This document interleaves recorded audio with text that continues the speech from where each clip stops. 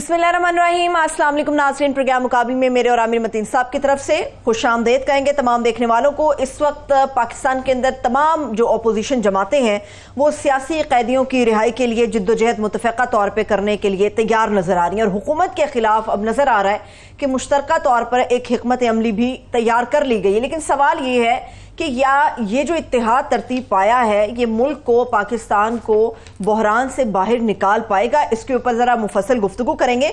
मगर इसके साथ साथ जो सबसे अहम चीज़ इस वक्त हर जुबान ज़द-ए-आम पर है कि तफ्तीश का जो अमल है वो सिर्फ जनरल रिटायर्ड फैज़ हमीद तक ही नहीं बल्कि कई और भी लोग हैं जिन्हें शामिल तफ्तीश कर लिया गया है। अब देखना यह है कि किसने किसके लिए क्या सहूलतकारी की, किसका किससे कितना गहरा ताल्लुक रहा। बहुत ही खास और अंदरूनी किस्म की मालूमात आमिर साहब के पास मौजूद हैं जो कि प्रोग्राम मुकाबले के बिल्कुल आगाज़ पे, उनके तज्ज़िये के आगाज़ पे आप लोगों के सामने रखेंगे।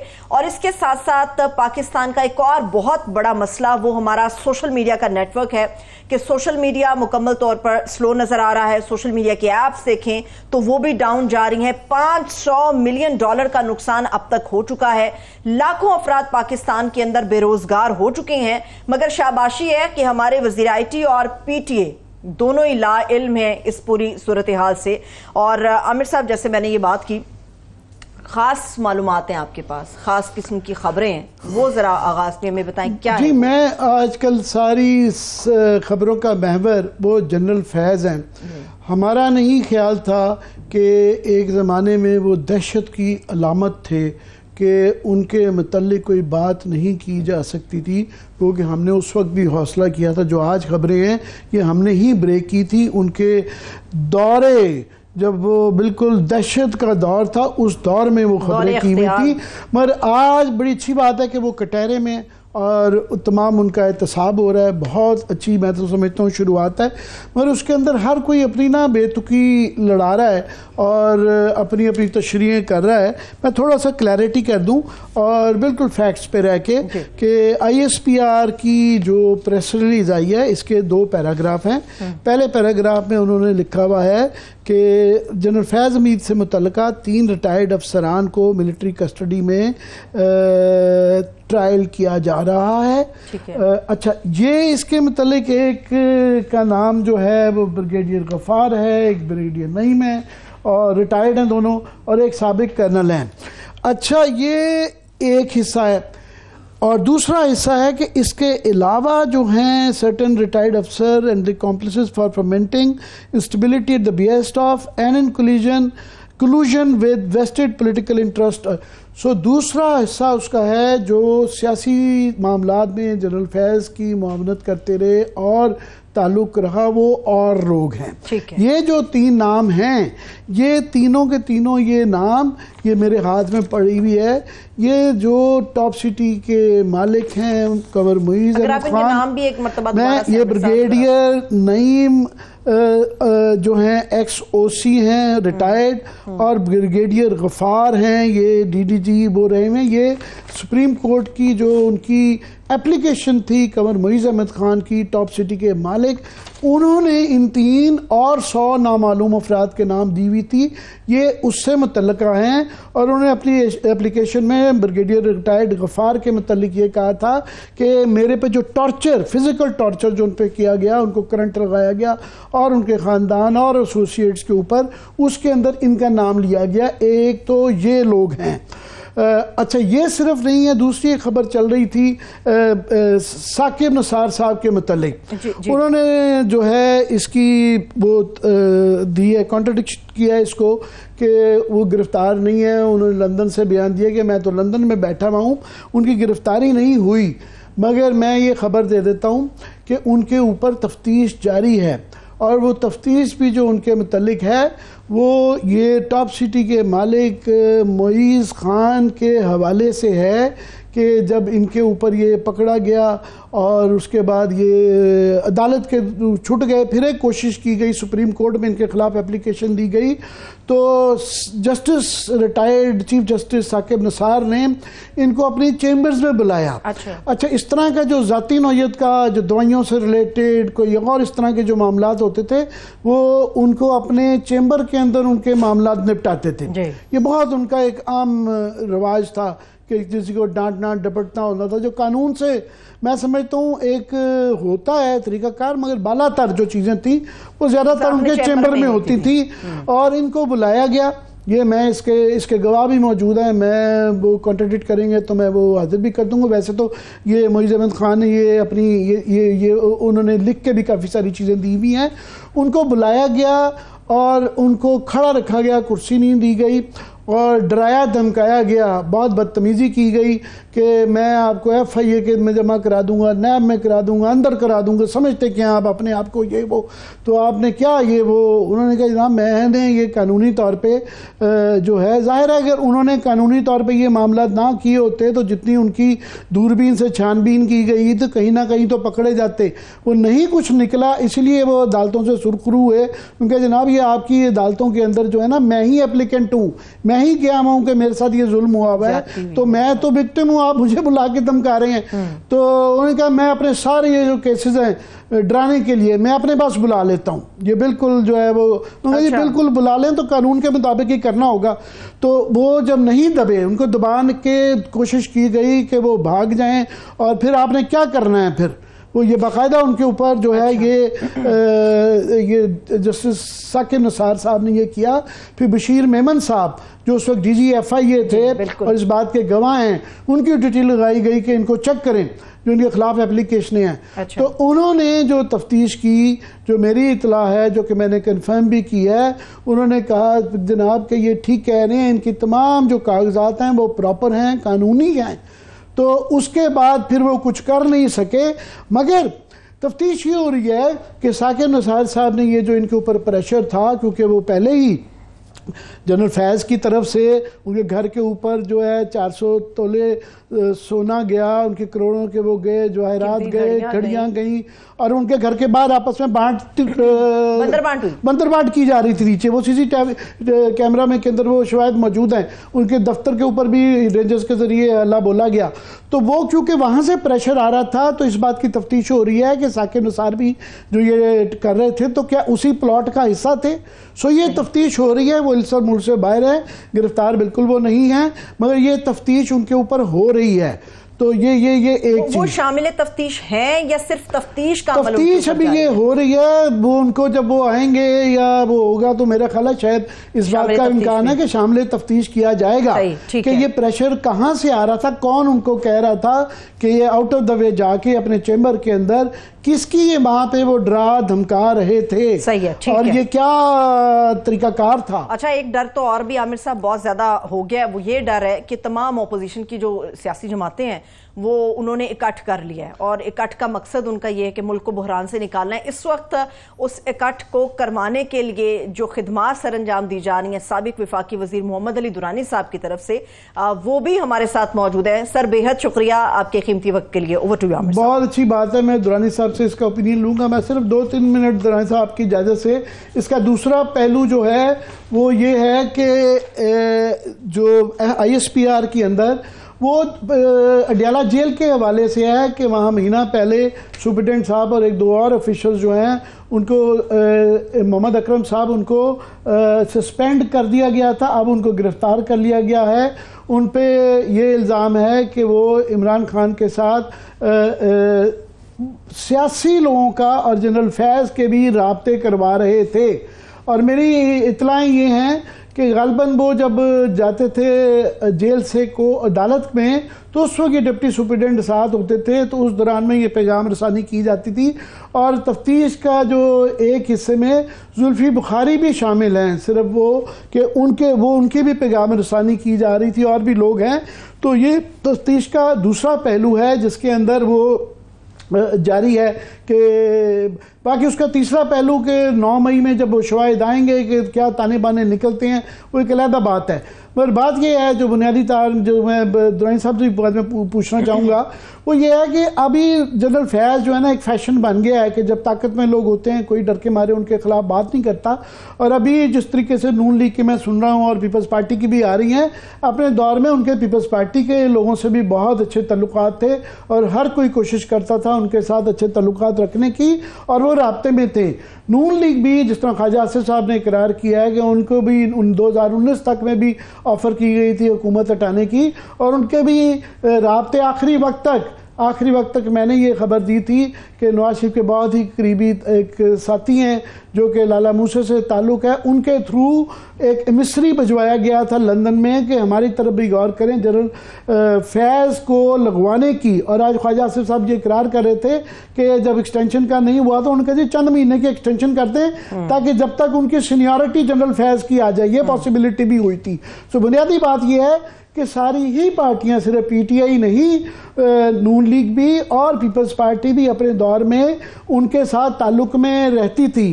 तो अभी मैं समझता हूँ दुरानी साहब कि इसके ऊपर जो मैंने इतना तबसरा किया है, खबरें भी एक दो शेयर की हैं, आपका एक तो तबसरा चाहिए, मज़ीद ये है कि बड़ी अच्छी बात है कि मैं समझ रही हूँ मिसाल बन रही है कि सियासत में इस तरह की मुदाखलत का एहतसाब हो रहा है और ये बड़ी अच्छी रवायत कायम हो रही है। क्या कहेंगे? बिस्मिल्लाहिर्रहमानिर्रहीम। आमिर साहब, बिल्कुल बैन ही मैं यही अभी कुछ सुबह से मैंने 2-3 दफ़ा ये कहा भी है और मैं आपकी खिदमत में भी यही अर्ज़ करना चाहूँगा कि एक इदारा है, वो इदारा एक राइट डायरेक्शन में अपने कानूनी ज़ाब्तों के तहत अपने एक इंतहाई अहम आदमी के बारे में एक इंक्वायरी का प्रोसेस कर रहा है, एक अकाउंटेबिलिटी का प्रोसेस कर रहा है, जो किसी भी इदारे के ज़िंदा रहने के लिए ज़रूरी होता है। इससे ज़्यादा कुछ आइंद बात और क्या हो सकती है? और ये जब अगर, और ये पहली दफ़ा नहीं हुआ, आप तो इसके गवाह हैं, हमने भी बीसियों ऐसे केसेस देखे हैं माजी में भी, इसी इदारे ने अपने लोगों की अकाउंटेबिलिटी भी की है, बड़े बड़े लोगों के कोर्ट मार्शल्स भी हुए हैं, कुछ बच भी गए होंगे, लेकिन बहुत कुछ हुआ भी है इसी इदारे में।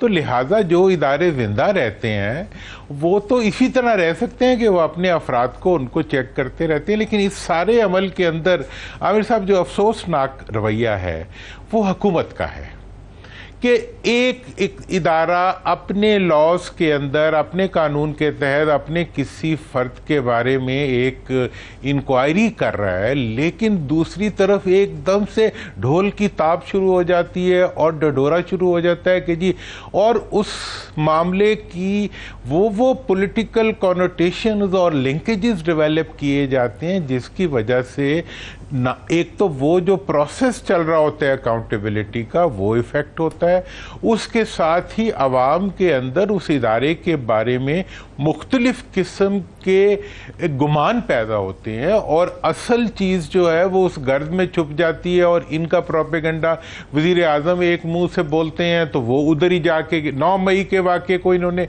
इसी तरह ख़राब किया कि भाई वो एक एग्रीव्ड आर्मी पार्टी थी, उसका मुकदमा था और हुकूमत ने उनको उसमें इंसाफ देना था। वो इंसाफ देने के बजाय उन्होंने उस मुकदमे को सियासी अकाउंट सेटलिंग के लिए जो है और बयानात के लिए वज़रा जो है वो अदालत भी बन गए और फैसला भी बन गए, उन्होंने मुल्ज़िम भी ढूंढ लिए, मुजरिम भी ढूंढ लिए, सब कुछ ढूंढ के, हत्ता के प्राइम मिनिस्टर से लेके वज़ीर, कोई ऐसा वज़ीर नहीं है जिसने के ये अपने आप को अदालत ना बनाया। और आज तक ये हाल है कि उसके बारे में किसी केस का कोई इन्होंने वो तो इस्तगासा तो तैयार नहीं किया, पूरे बयानात की किताबें तैयार हो गई हैं। बहनी अब ये इशू शुरू हुआ है, जब से शुरू हुआ है एक पूरी फौज अनलीच कर दी गई है जो कि इसके लिंकेजेस जो है उसको टेक्निकल के बजाय, आपने अभी जितना भी तजज़िया दिया उसमें सब टेक्निकल बातें हैं और आपको सलाम है इस मामले में कि जब पावर में थे उस वक़्त आपने, मैं इस चीज़ का विटनेस हूँ, इस चीज़ को पॉइंट आउट किया था। लेकिन आज की जो कार्रवाई हो रही है उसमें क्राइम सीन कहीं नहीं है, उससे मुतल्लिक कोई भी रिपोर्ट नहीं है, कोई इंफॉर्मेशन नहीं है, उससे सिर्फ एक बात है कि अगर ये हो गया है तो अब इसका नाता ताना बाना जाके किसी सियासी फर्द और सियासी पार्टी से मिलेगा और उसके बाद जनाब हमारी ईद हो जाएगी और वो रगड़े जाएंगे। मतलब भाई कौन ईद कराएगा, कौन रगड़ेगा, कैसे रगड़ेगा, कौन से कानून के तहत करेगा, किसी का गर्ज नहीं। तो मैं समझता हूं कि ये बहुत अफसोसनाक रवैया है। दुरानी साहब, आप दरमियान में ये कोशिश भी कर रहे थे और ये उम्मीद लगाए भी बैठे थे कि मामलात का हल निकलेगा, सियासी इस्तेहकाम आएगा, जो कि बड़ा ज़रूरी है। मगर अभी जो हालात लगते हैं पिछले 1-2 हफ्ते में कि पकड़ धकड़ जो है मुझे लगता है वो बढ़ गई है, और ये इशारे आ रहे हैं और आ चुके हैं कि नहीं, ये जो है बहुत ज़्यादा सख्ती आने वाली है मज़ीद, और भी बेताशा लोगों को पकड़ धकड़ की जाएगी। तो ये तो जो पहले एक तासुर था कि कहीं ना कहीं कुछ ना कुछ बातचीत हो रही है, वो तो बिल्कुल मादूम हो गए हैं उसके इम्कानात।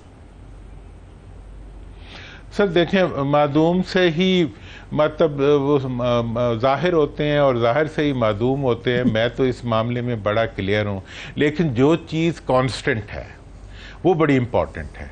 कांस्टेंट है पब्लिक ओपिनियन। अगर इनके किसी इकदाम की वजह से पब्लिक ओपिनियन में फ़र्क आ रहा होता तो मैं कहता हर चीज़ मादूम हो जाएगी। इनका हर इकदाम जो है वो पब्लिक ओपिनियन को फर्दर एक डायरेक्शन के अंदर पुश कर रहा है, जिसकी वजह से मैं तारीख का तालिब इल्म हूँ, मैं सियासत को समझता हूँ और सियासी जो डायनेमिक्स होती हैं मैं उनको भी समझता हूँ। मतलब मैं सियासत को ज़रगरी समझता हूँ, सोने का काम है। इस लिहाज से ये जितना भी इकदामात हैं, इनके नतीजे में अगर कोई फ़र्द अनपॉपुलर हो रहा होता तो मैं कहता कि जी नुकसान अब शुरू हो गया। मैं तो समझ रहा हूँ कि हर इकदाम जो है वो मज़ीद पॉपुलैरिटी को इजाफे का बास बन रहा है, और हर इकदाम जो है वो हुक्मरानों की कमज़ोरी का सबब बन रहा है, और हुक्मरानों की कमज़ोरी ही है जो उन्हें इस चीज़ पे मजबूर कर रही है कि मुल्क के वो इदारे जिनके ज़िम्मे मुल्क की सिक्योरिटी है, मुल्क का दिफा है, जिसमें हमारे बच्चे अपनी जानों की कुर्बानियाँ देते हैं, उन इदारों को सियासत के अंदर ना लपेटा जाए, उनको सियासत के अंदर ना घसीटा जाए। मैं घसीटा का लफ्ज़ इस्तेमाल करूंगा कि इन्होंने पिछले 54 साल के अंदर हमेशा हमारे मुल्क के जो काबिल एहतराम इदारे हैं उनको अपनी सियासत के लिए इस्तेमाल करके उनकी हैसियत और इज़्ज़त के अंदर कमी की है। इन्होंने उनके अफराद को अपने साथ बिजनेस मैटर्स के अंदर इन्वॉल्व किया है। ये दुरानी साहब, ये आपका ख्याल है कि पब्लिक ओपिनियन के अंदर जो है कोई तब्दीली नहीं, इससे फ़र्क नहीं पड़ा, मगर वहाँ पे ये कोशिश की जा रही है कि इस पब्लिक ओपिनियन को बदल लिया जाएगा, और उसका तरीका वो है कि मीडिया पे एवरी नाउ एंड देन कोई ना कोई नया कानून ले आते हैं। पंजाब में बहुत केसेस ला रहे हैं, यहाँ भी कुछ ना कुछ इशारे आते रहते हैं कि यूँ कर देंगे वो कर देंगे। फिर वो इस तरह की जो है इनडायरेक्टली धमकियाँ दी जा रही हैं कि जी 4 एंकर 6 एंकर जो है इनको नौकरियों से फारिग करवा दिया जाएगा। फिर जो है इस तरह की कतगने और ये जो फायर वॉल्स और हर चीज़ जकड़ बकड़ जो है कि इसके ज़रिए डरा धमका के जो है ये बयानियाँ जो है वो पब्लिक ओपिनियन ठीक हो जाएगा। आमिर साहब, फायर वॉल का आपने नाम ले लिया। हमारे तो आसपास हम जहाँ देखते हैं फायर लगी हुई है, हर आदमी की रोजगार। आजकल तो बच्चों की, छोटे लोगों की, गरीबों ने अपने रोजगार के मुतबादिल इंतजामात काम पैदा कर लिए थे। हमारे आसपास जितने मजदूर थे, जितने मिस्त्री थे जो काम करते थे, वो सब चीज़ें जो हैं वो नेट के ऊपर करते थे। उनके मैं आया हूँ सुबह घर तो मैंने उनकी जो हालत देखी है, और मुल्क से बाहर इतने लाखों पाकिस्तानी मुल्क से बाहर हैं, उनके बच्चे उनसे फ्री में कम कीमत के ऊपर इंटरनेट के ऊपर बात कर लेते थे। मतलब ये है कि ये हुए हम दुरानी साहब, हम पूरा एक सेगमेंट इसके बाद उस पर ही कर रहे हैं कि $500 मिलियन का नुकसान ये गवर्नमेंट खुद मान रही है कि ये 2-4 हफ्तों में हो चुका है। ये गवर्नमेंट के अपने अल्फाज हैं, और दुनिया में तीसरे नंबर पे, मुझे नहीं था पता कि हम ये इसके सर्विसेज में जो इंटरनेट से रिलेटेड है पैसा कमाना शुरू हो गए थे। हमारे बेरोजगार बच्चे वो पूरा सेगमेंट कर रहे हैं, मगर ये समझ रहे हैं कि ये कदरे लगा के ये 8 फरवरी के अंदर भी जो रिजल्ट आया है उसको रिवर्स कर लेंगे। इसका मैं एज अ सियासी उस्ताद आपसे पूछ रहा हूँ। मैं आपको इसके बारे में जनाब तज़किया दे दूं कि अल्टीमेटली कोई मुल्की इदारा जो है इस मामले के अंदर एक हद से आगे इस हुकूमत के साथ खड़ा नहीं होगा, ये हुकूमत जो 70% IPPs की मालिक है, मतलब दोनों खानदान मिलके, जो कि इस मुल्क की रुसवाई, जिल्लत और गुर्बत के जिम्मेदार हैं, जिनके शब रोज़ की आज भी अगर आप कारनामे सुने और जो गाड़ियों पे ये खर्चा कर रहे हैं, जो रेनोवेशंस पे कर रहे हैं, जो एजुकेशन को ख़त्म करने पे ये मेहनत कर रहे हैं, जो सरकारी इदारों को प्राइवेट पार्टियों को देने के लिए ये मेहनत, मतलब ये तो मरी से लेके पूरे पाकिस्तान की हर चीज दरो दीवार बेचने के चक्कर में फिर रहे हैं। मैं इसमें आपको आज की ताज़ा खबर बता दूं, क्योंकि हम और आप IPPs के हवाले बड़ी मुस्तकिल मिजाजी के साथ इसको फॉलो अप करते हैं और करते रहेंगे। मगर नवाज शरीफ साहब बड़े ही हफ्तों से, महीनों से बल्कि गायब थे, बिल्कुल पब्लिकली नहीं नज़र आ रहे थे। तो आज वो नज़र आए हैं और उन्होंने बिजली का इशू, उन्होंने कहा जी इस मसले का बिल्कुल हल निकालना जाएगा, और साथ में उन्होंने ये कहा कि ये सारा कुछ PTI की वजह से हुआ, और वो अपना जो ये सारी जो इतनी बड़ी मोहम्मद अली रिपोर्ट, जिसको ये खुद अब ऑन बोर्ड ले आए मोहम्मद अली साहब, उनकी रिपोर्ट के अंदर जो है कि ये 1990s के इनके लगाए हुए और 2014-15 के अंदर जो लगाए गए, ये वो मुआहदे हैं जो हमारे गले पड़े गए हैं, उसको वो सबको काट गए हैं कि जनाब वो अपना किसी का वो नहीं लिया, और उनका जी बस ये हम इसका कुछ मसले का हल कर रहे हैं। मसले का हल भी सुन लें।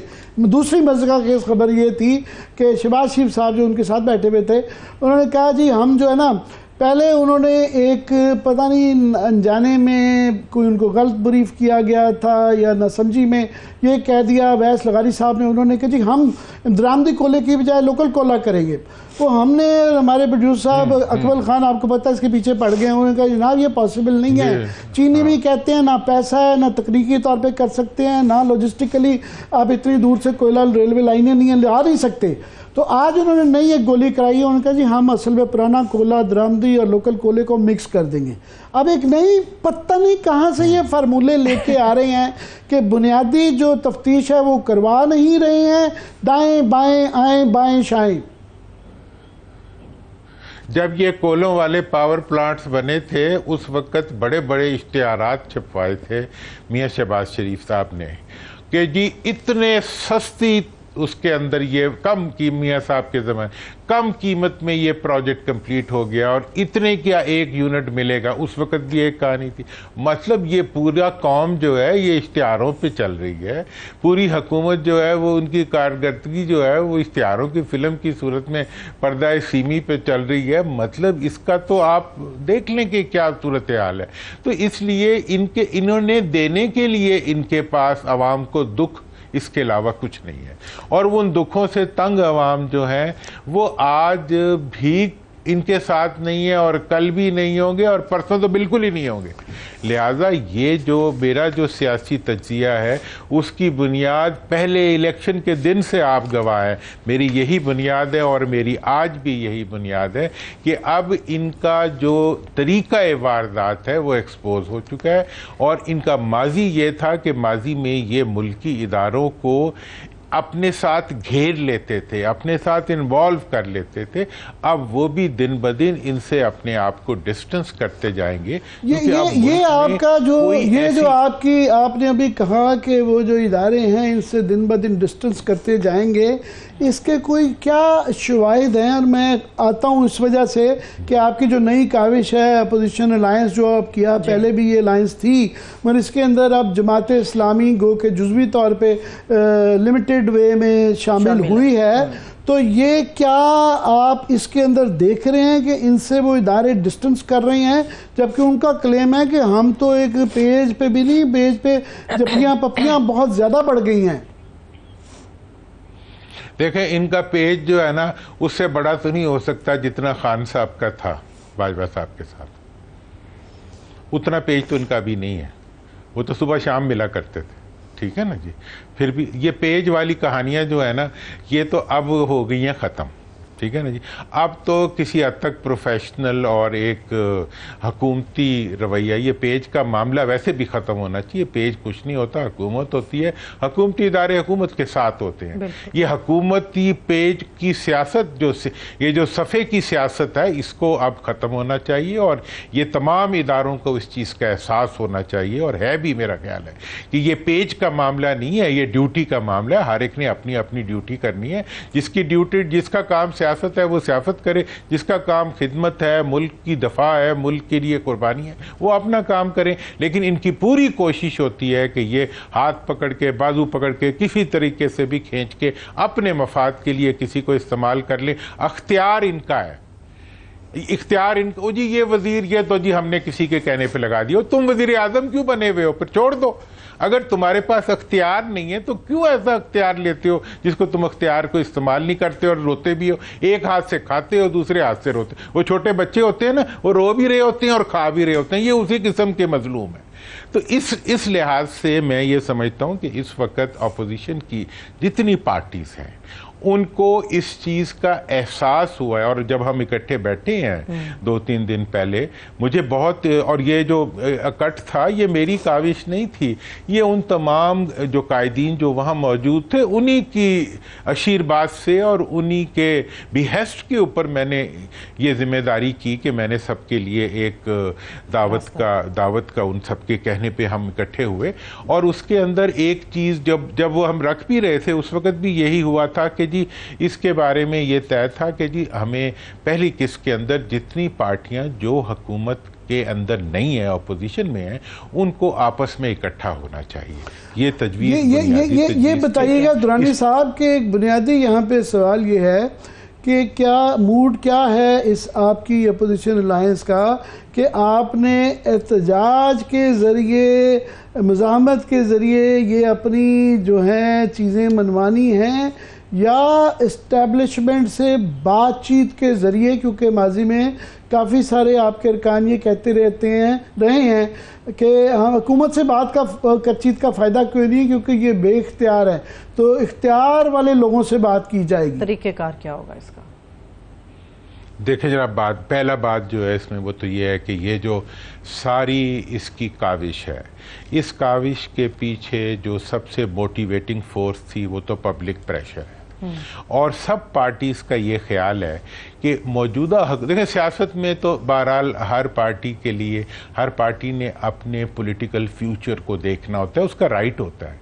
हम यहाँ मौजूद तमाम अपोजिशन की पार्टीज को इस चीज़ का इदराक ही नहीं है, उन्हें इस चीज़ का यकीन है कि ये हुकूमत ये उन्हें कुछ नहीं सियासी तौर पर डिलीवर कर सकती, क्योंकि इनके अपने पल्ले कुछ नहीं है। ये पहला नुक्ता जो कि सियासी, आपने चूंकि कहा था, मैं गालबन अपनी बात एक्सप्रेस कर पाया हूँ कि तमाम अपोजिशन पार्टीज़ को इस चीज़ का एहसास है कि हुकूमत की तरफ जाने का मतलब है अवाम से मज़ीद अपना पत्ता काटना और अवाम से मज़ीद फासला होना। दूसरा, सबको इस चीज़ का एहसास है कि मुस्तकबिल के अंदर हम जितना अवाम का रोल हुकूमत साजी के अंदर बढ़ा लेंगे उतना ही मुल्क मुस्तहकम हो जाएगा। यानी जितनी ट्रांसपेरेंसी इलेक्शन प्रोसेस में आ जाएगी उतना ही फ़ायदा होगा और उससे उस ट्रांसपेरेंसी प्रोसेस को अगर आगे बढ़ाते हैं तो इस हुकूमत का पत्ता कटता है। और इसके अंदर अदलिया का जो रोल है, बाकी भी तमाम रोल हैं, वो आहिस्ता आहिस्ता नेशनल लेवल और इंटरनेशनल प्रेशर्स के अंदर वो उसी डायरेक्शन में जाएंगे जिसमें पब्लिक के वोट को इंपॉर्टेंस मिले और सिग्निफिकेंस मिले। तीसरी चीज़ जो इसके अंदर एक हम आहंगी पाई जाती है वो ये है कि ये एक ऑर्गेनिक डेवलपमेंट है, जो ज़मीन से उठने वाली डेवलपमेंट है। इसके पीछे कोई इशारा, कोई बना हुआ वर्किंग पेपर या कोई डिज़ाइन नहीं है जिसको फटाफट ला के जो है वो पुराने नक्शे निकाल के उस पर किसी बिल्डिंग को सर ये 2-2.5 साल से सिलसिला जारी है। ये बिल्कुल एक मनमानी हो रही है, 90 दिन के इलेक्शन नहीं करवाए गए, पीडीएम की गवर्नमेंट 1 आई, इसको 2 कहा जा रहा है, वो खिंची जा रही है। तो इस दफ़ा आपका ये जो कॉन्फिडेंस है, ये इसके पीछे क्या रीज़न है कि इस दफ़ा बड़े कॉन्फिडेंट नज़र आ रहे हैं कि इस दफ़ा कुछ कर लेंगे आप? इसके पीछे 8 फरवरी है।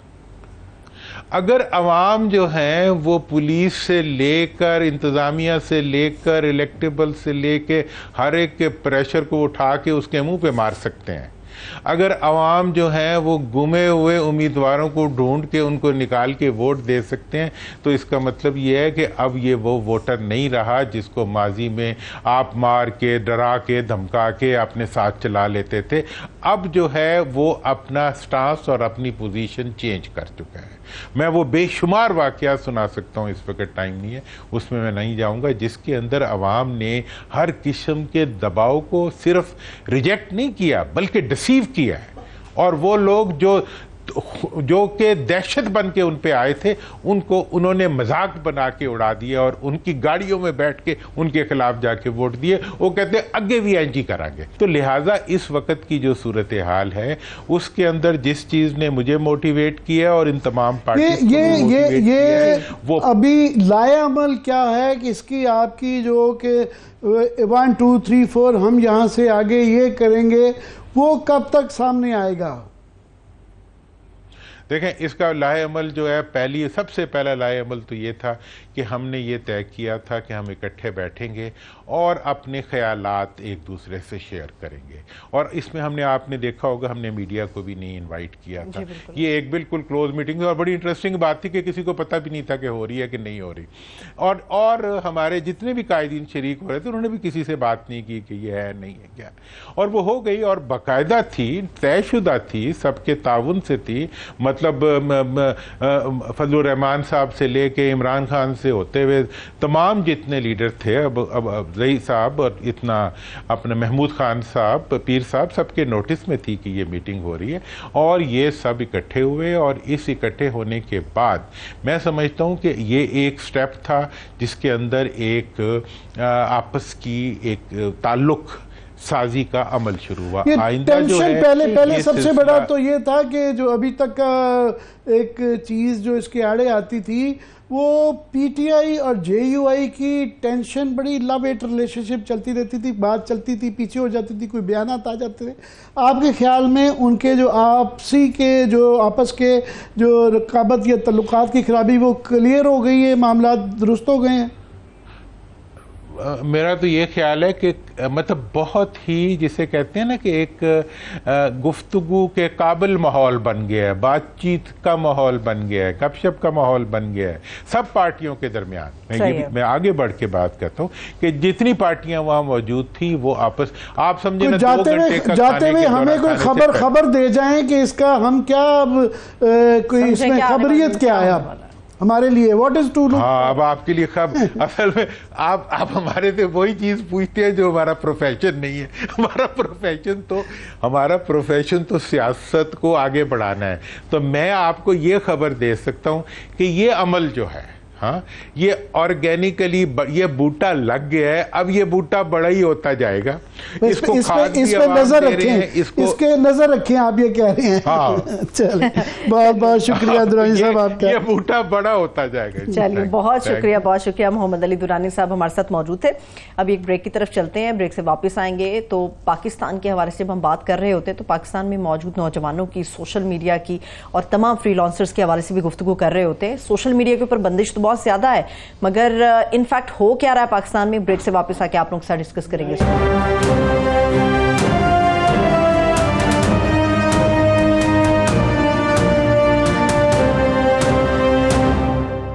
ब्रेक के बाद एक मरतबा फिर से खुशामदीद कहेंगे तमाम देखने वालों को। अब हम खास तौर पे सोशल मीडिया के हवाले से बात करने जा रहे हैं जो कि कई महीनों से बंदिश का शिकार है। बहुत ज्यादा प्रॉब्लम्स हैं, फ्रीलांसर्स को बहुत ज्यादा प्रॉब्लम्स हैं और ये बार बार कहा जा रहा था कि जो एक फायर वॉल है जिसको नस्ब किया जाएगा और ताकि चीजों को जो है वो डॉक्यूमेंटेड किया जा सके, एक धारे के अंदर लाया जा सके। इस वक्त इन तमाम मामलात पे बात करने के लिए हमारे साथ डिजिटल राइट्स एक्टिविस्ट फरीहा अजीज साहिबा मौजूद है। Fariha, thank you so much आपके वक्त के लिए। आमिर साहब, मेरे ख्याल में सोशल मीडिया को इनसे बेहतर कोई भी नहीं जानता, इनसे समझने की। जी बिल्कुल, हम फरीहा से पूछते हैं, मगर मैं थोड़ा सा इसका इब्तिदाइया दे दूं कि बड़ी अच्छी बात है कि पाकिस्तान जो है एक बड़ा गरीब और पसमानदा मुल्क होने के बावजूद डिजिटली हमारी बहुत प्रेजेंस ज़्यादा है। और बहुत अच्छी बात है कि तकरीबन 24 करोड़ में से 19 करोड़ इंटरनेट मोबाइल सार्फिन हैं और ब्रॉडबैंड के सब्सक्राइबर्स जो हैं वो 12 करोड़ से ज़्यादा बताए जा रहे हैं पीटी के मुताबिक। तो एक लोगों लोगों का एक इंटरनेट के ज़रिए एक लाइफलाइन अब बन चुकी है, ना सिर्फ के कारोबार के लिए, कम्युनिकेशन के लिए, हर चीज़ के लिए। अब एक साल से इसके ऊपर कतरने हैं, ये सोशल मीडिया स्लो डाउन हो गया है, इंटरनेट स्लो डाउन है, कोई भी चीज़, ज़िंदगी, कारोबार, हर चीज़ मुतासिर हो रही है। और ये हफ्तों महीनों से नहीं, तकरीबन साल के करीब हो चुका है। गवर्नमेंट का एक अजीब मज़का खेज़ एक तरीक़ाकार इस पे है कि कई दफ़ा तो वो डिनाइल में रहते हैं, कई दफ़ा कह रहे हैं कर रहे हैं, कई दफ़ा कह रहे हैं नहीं कर रहे हैं, और एक तरफ वो 5G ला रहे हैं और एक तरफ वो तशहीर की जाती है कि जनाब डिजिटल पार्क्स बनाए जा रहे हैं और उसकी क्रेडिट भी मांगते हैं। और दूसरी तरफ एक बुनियादी चीज़ जो है कि इंटरनेट के कनेक्शन स्लो डाउन हो गए हैं, तमाम ही सोशल मीडिया की ऐप्स हैं वो स्लो डाउन हो गई हैं, उसके कारोबारी मुज़मरात हैं। और मुज़मरात थोड़े नहीं हैं कि ये बताया जा रहा है कि चंद हफ्तों में इंटरनेट की स्पीड, ये गवर्नमेंट, ये जो इंटरनेट सर्विस प्रोवाइडर एसोसिएशन वो कह रही है 30 से 40% पिछले चंद हफ्तों में मज़ीद गिर चुकी हुई है, और इससे $500 मिलियन का नुकसान हो चुका है और 27 लाख अफराद का रोज़गार ख़त्म होने का अंदेशा है। और ये सेनेटर अफनान जो कि गवर्नमेंट के हैं वो आज फरमा रहे थे कि फ्री लांसर्स को कारोबार में $500 मिलियन का नुकसान हो गया है।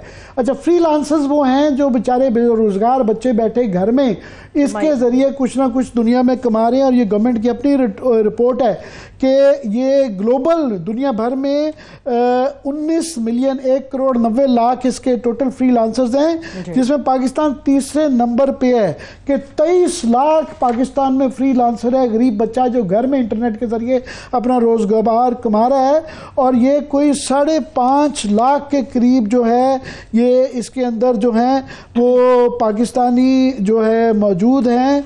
और ये अब ये बताया जा रहा है ये रिपोर्ट के अंदर कि सिर्फ इस 21-22 में, एक साल की जो रिपोर्ट है, $397 मिलियन इन्होंने सिर्फ फ्री लांसर्स ने कमाया है, और ये 1.6 बिलियन तक जा सकता है। ओवरऑल $2.5 बिलियन जो है हम IT से कमा रहे हैं। तो ये मैं फ्रिया से पूछना चाहूँगा, फ्रिया ये हमें समझाएं कि ये फायर वॉल ये क्या बला चीज़ है और ये हमारी सोसाइटी को, मुआशरे को, कारोबार को कैसे मुतासिर कर रही है। शुक्रिया रहीम साहब। देखिए,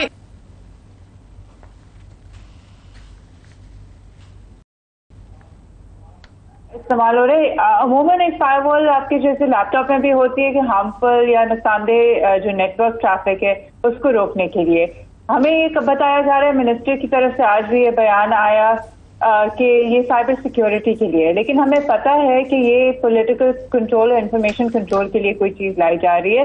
हमारे तमाम जो एक तो इंटरनेट स्पीड इफेक्ट हो रही है, दूसरा व्हाट्सएप के जो फंक्शंस हैं वो मुतासर हो रहे हैं। मीडिया आप डेटा के जरिए नहीं भेज सकते, वाईफाई से कनेक्ट करते हैं, VPN लगाते हैं, VPN भी लगाते हैं, लेकिन इंटरनेट इतना स्लो है तो जाहिर है कि बिजनेसेस भी मुतासर हो रहे हैं, आम कम्युनिकेशन भी इससे मुतासर हुई है। और फायरवॉल के जो सिर्फ हवाला दिया जा सकता है या जो जिससे मिलाया जाता है कि जो चीन की फायरवॉल है इंफॉर्मेशन कंट्रोल के लिए, एक पॉलिटिकल सेंसरशिप के लिए वो इस्तेमाल की जाती है। तो यहाँ पे लगता ये है कि कॉम्बिनेशन ऑफ टेक टूल्स हैं और जो जो चीज़ कही गई है कि फायरवॉल करेगी, VPNs को ब्लॉक करना, IP को ट्रेस करना, किसी चीज़ को रोकना, बहुत सारी चीजें इससे मिलाई गई हैं। हम हतमी तौर पे कह नहीं सकते क्या कर रही है क्या नहीं कर रही, क्योंकि ये कोई डिस्क्लोजर ही नहीं है। आज भी जो सेनेट की कायमा कमेटी है उसमें ब्रीफिंग होनी थी, लेकिन इन कैमरा, पता नहीं ये कौन सी खुफिया चीज है कि इन कैमरा ब्रीफिंग होनी है जब सबके सामने नताइज इसके मौजूद हैं कि किस तरीके से ये इंटरनेट बिजनेस, डिजिटल इकोनॉमी को मुतासर कर रही है। तो पहली बात तो ये है कि हुकूमत और PTA को और टेलकोज और ISPs को ये बताना चाहिए कि हो क्या रहा है, कि क्या जब तक हमें ये नहीं पता चलेगा कि क्या डिप्लॉयमेंट हुई है या हो रही है या क्या चीज टेस्ट की जा रही है, उसकी क्या कैपेबिलिटी है, हम पता ही नहीं कर सकेंगे कि नहीं मालूम होगा कि कितना नुकसानदेह है। लेकिन इतना तो जाहिर है कि ये हमारे इंटरनेट के जो यूथ है वो ऑलरेडी स्लो डाउन कर दिया है, कुछ फीचर्स रिस्ट्रिक्ट कर दिए गए हैं, मजीद और कितना ये करेगी ये हमें नहीं पता है। ये तो हमें फैक्ट से पता चल रहा है कि बिल्कुल हर चीज़ ही स्लो डाउन होगी, हर आदमी शिकायत कर रहा है गवर्नमेंट की तरफ से। ख्वाजा आसिफ भी और उनकी नीस जो हैं शिजा फातिमा, वो भी फरमा रही थी कि देखें ना, दुनिया भर में फायरवॉल्स होती हैं, यूरोप अमेरिका होती है, चाइना में होती है, यूएई में होती है, तो ये सिक्योरिटी बड़ा लाजिम है। मगर उन मुल्कों में जिनकी वो मिसाल दे रहे हैं वहाँ पे उनकी इकॉनमी को उस तरीके से इफेक्ट नहीं करती, जबकि यहाँ ये इकॉनमी को डबो रही है बहुत बुरे तरीके से, और बेरोजगारी पहले ही बड़ी ज़्यादा है तो डायरेक्टली इफेक्ट कर रही है। हमें जो हवाले भी ये लोग दे रहे हैं ना कि इधर भी होता है वहां भी होता है यूएस, क्योंकि इस तरह की कोई गवर्नमेंट कंट्रोल सेंट्रलाइज फायरवॉल नहीं लगी हुई है जो कंटेंट को रोक रही है। मुख्तलिफ ममालिक में सर्वेलेंस की अलग रेजीम होती है। जो कंटेंट के हवाले से अमूमन जो टेक डाउन होते हैं वो एक notice and take down system के जरिए डायरेक्टिव्स कंपनीज को ये भेजे जाते हैं। डायरेक्ट इस तरीके से नहीं किया जाता और बिल्कुल भी मुतासिर नहीं होते, और वो एक अनाउंस्ड फॉर्म में in the letter of the law या रेगुलेशन में वो चीजें वाज़े तौर पे मौजूद है। ये सीक्रेसी में कोई चीज नहीं की जाती है। चीन में भी सबको पता है कि एक फायरवॉल लगी हुई है, या अगर दुबई में रिस्ट्रिक्टेड है वॉइस ओवर आईपी तो वो सबको पता है कि एक चीज फीचर नहीं है। यहाँ पे ये मानते नहीं है, डिनाई करते हैं। चीन का आपकी बात कर बाद में जाके पता चलता है कि एक डिफरेंट निजाम है। इसके साथ भी यही हुआ था, पहले इन्होंने मानी नहीं बात, कहते रहे कि टेक्निकल ग्लिच है, हमने कुछ नहीं किया, और उसके बाद एक नोटिफिकेशन सामने आया, फिर तस्लीम किया कि ऑफिशियल बैन है। तो मुमकिन है कि फायरवॉल का भी यही होगा, पहले ये डिनाई करते रहे, उसके बाद टेक्निकल ग्लिच कहते रहे, अब कुछ हद तक ये तस्लीम कर रहे हैं कि कोई चीज हो रही है लेकिन वो सिक्योरिटी के लिए है, लेकिन हमें पता है कि सिक्योरिटी के लिए ये वो वाली फायरवॉल तो है नहीं। चीन का ये कहते हैं, मगर चीन के अंदर क्योंकि सबको पता है निज़ाम मुख्तलिफ है, वो मगर ऑल्टरनेट ऐप्स दी हुई हैं, वो वेस्टर्न ऐप्स को फायरवॉल ब्लॉक करते हैं, मगर उनकी अपनी जो वॉल्स हैं, अपनी जो ऐप्स बनी हुई है वो एक ऑल्टरनेट करती है यहाँ। और यहाँ पे ये एक जो सवाल आता है, जिस तरह आपने कहा कि इसको हसास बना दिया गया है, कौमी सलामती से जोड़ दिया गया है, इन कैमरा किया है, या तो वो मुश्तबा अफराद या एक लिस्ट होती है सस्पेक्ट्स की, यहाँ पूरे मुल्क को ही ब्लॉक कर दिया जाएगा, तो वो एक बिल्कुल मुख्तलिफ चीज़ है। देखिए, और ममालिक में भी अगर कोई मखसूस कैटेगरीज होती हैं जिसके तहत कंटेंट ब्लॉकिंग भी होती है, तो उसका भी एक तरीक़ेकार होता है, ड्यू प्रोसेस होता है, उसके रेलेवेंट एजेंसीज होती हैं, कोर्ट ओवरसाइट होती है, तो जुडिशियल ओवरसाइट, यूएस में कांग्रेशनल ओवरसाइट सर्वेलेंस की भी हुई है। यहाँ पे ऐसा कुछ नहीं होता, यहाँ पे सिर्फ एग्जीक्यूटिव ओवररीच है। और आपने जो बात की कि चीन के जो निज़ाम ही अलग है, हमें क्यों वो मिसालें दी जा रही हैं, और दूसरा जो कहा जा रहा है कि बाकी डेमोक्रेसीज में, तो बाकी डेमोक्रेसीज में ये फैक्ट चेक हो चुके हैं इनके क्लेम्स के बिल्कुल इस तरीके से नहीं किया जाता। आपके ना बिजनेसेस इस तरह से मुतासर होते हैं, आपके जो फ्रीडम ऑफ एक्सप्रेशन और प्राइवेसी है वो भी आपने एक बैलेंसिंग एक्ट क्रिएट करनी है। यहाँ पे तो हमें बताया ही नहीं जा रहा कि क्या हो रहा है, किस लिए किया जा रहा है। अगर कौमी सलामती का भी है तो एक्स भी कौमी सलामती का मसला है, लेकिन VPN लगा के हुकूमती एहलकार इस्तेमाल कर रहे हैं। तो ये बात समझ नहीं आती, उनकी जो तजाद है कॉलफेल में, ये बात भी समझ नहीं आती है कि ये डिनायल्स होते हैं, उसके बाद यही जो कहते हैं कि हम फेक न्यूज को काउंटर करना चाहते हैं, यही हुकूमत के मिनिस्टर्स हैं जो डिसइंफॉर्मेशन फैला रहे, झूठी खबरें दे रहे हैं कि यहाँ भी होता है वहां भी होता है, कोई हवाला नहीं दे रहे, कोई ये प्रोसेस नहीं बताते कि बाहर क्या फॉलो होता है जो यहाँ हो ही नहीं रहा सिरे से। जी, ये जाहिर है वो आज़ादी इजहार को डायरेक्टली ये इफेक्ट करता है। मगर हमारे यहाँ सबसे बड़ी बात तो ये है कि गवर्नमेंट जो है कारोबार, हमारी इकोनॉमिक सिचुएशन पहले बड़ी ख़राब है। ये 500 मिलियन का खुद गवर्नमेंट अभी कह रही है कि ख़ास तौर पे जो फ्री लांसर्स हैं बेचारे घर में बैठे बेरोज़गार, उनका रोज़गार बंद हो रहा है। इकोनॉमिक साइड पर ज़रा बताइएगा। देखिए, आज तो स्टेटमेंट्स आई है, कल मेरे ख्याल से इंटरनेट सर्विस प्रोवाइडर्स की तरफ से पाशा की भी स्टेटमेंट आ गई है, OICI की भी स्टेटमेंट आई है कि किस तरीके से और किस हद तक मईशत इम्पैक्ट हो रही है, डिजिटल इकोनॉमी इम्पैक्ट हो रही है। फ्रीलांसर्स, ई-लांसर्स ने भी पोस्ट किया है कि किस तरीके से उनके जो मिलते हैं क्लाइंट्स हैं वो विड्रॉ कर रहे हैं उनसे, क्योंकि हम डिलीवर नहीं कर पा रहे, हम डेडलाइंस ही मीट कर पा रहे, हमारी कनेक्टिविटी स्टेबल नहीं है। तो जाहिर है कि एक आपके जो नुकसान इंडिविजुअल लेवल पे, फिर एक जो इंडस्ट्री लेवल पे, और फिर मुल्क की सतह पे जो आपको हो रहा है उसको और मजीद क्वांटिफाई करने की जरूरत है। और दूसरी तरफ आप IMF से लोन्स ले रहे हैं, आप डेट में हैं, और फिर मिलियंस और बिलियंस ऐसी टेक्नोलॉजी में पोर किए जा रहे हैं जो कंट्रोल के लिए है, उसके बाद ऑब्सोलीट हो जानी है, टेक्नोलॉजी और एडवांस करनी है। तो हमारी प्रायोरिटीज क्या है? कहाँ तो टाइम स्क्वायर में एड्स लग रहे हैं, IT पार्क्स और जोन्स और स्मार्टफोन्स जो है बांटे जा रहे हैं, जब इंटरनेट की सहूलत ही नहीं है तो ये किस काम के? भाई ये वही है कि जो है पंखे बांटी जाए और बिजली घर पे हो ना हो। पर बुनियादी जो मैंने अखज़ किया, आप ये कह रही हैं कि इनकी टेक्निकल नालायकी है, सोच की नालायकी है कि ये मुल्क दुश्मन लोग जो हैं उनको कंट्रोल नहीं कर रहे। इन्होंने कहा पूरा मुल्क ही बंद कर दो। वक्त भी खत्म हो गया आमिर साहब, वक्त खत्म हो गया। बहुत शुक्रिया फरीहा अजीज साहिबा आपके कीमती वक्त के लिए। आमिर साहब मेरे पास बिल्कुल वक्त नहीं है, आपका भी शुक्रिया। देखने वाले का शुक्रिया। मुझे इजाज़त दीजिए, अपना ख्याल रखिए, खुदा हाफिज़।